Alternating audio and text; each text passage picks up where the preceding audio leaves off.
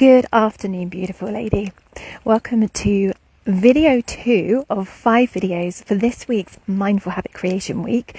This week we're talking all about renewed sleep routines, because I know, myself included, that we working mums, we're busy doing all the things, we've got a lot to think about, and we're tired most of the time.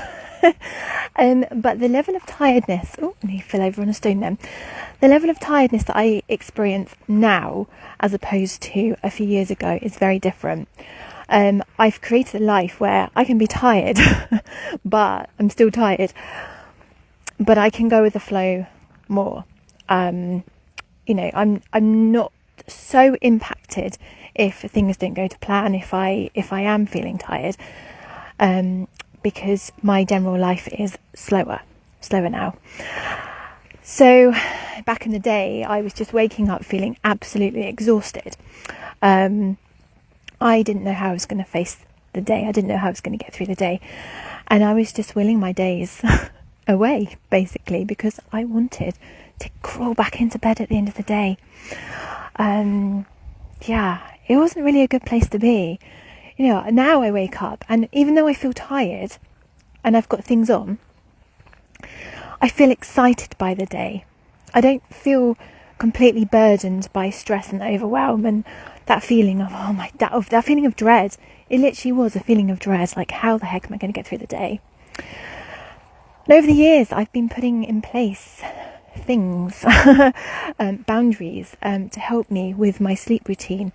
But it's not just about actual sleep routine. It's about boundaries in life in general, like what you're actually taking on in your days, what you're saying yes to, what you're saying no to, and whether or not you're actually getting enough rest, enough downtime, enough things for yourself in the day. Your self-care routines, your mindfulness practices, the things that bring you joy, whatever they are. What brings you joy in your day? I would love to hear. And what do you wish that you could bring more of into your days? What's that thing that you get to the end of the day and you're like, oh, I didn't do this again. I just ran out of time. So this is very much, hey lovely, thanks for joining live. This is very much around setting new boundaries for yourself not to feel so exhausted.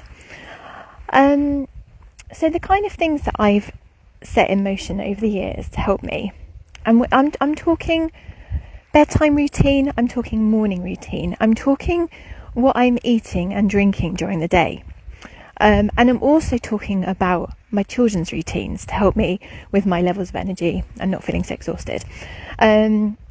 And there's something really important to remember here, that we parent our children, we encourage and we design a sleep routine for our children, like a bedtime routine. Oh, it's cold, getting cold now, out with the sun. Yet we tend to neglect ourselves. Isn't that a running theme as a mum? We neglect our own needs.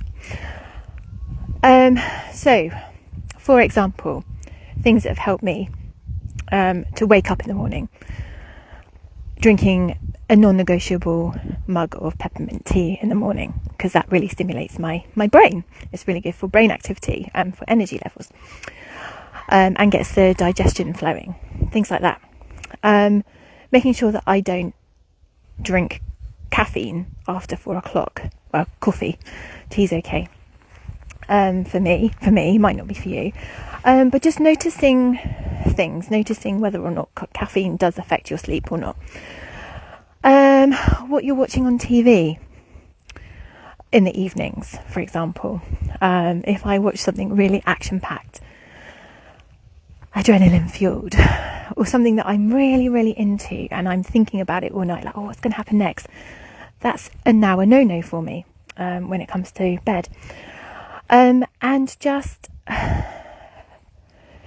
maybe, how you're winding down in the evenings? You know, are you working until you go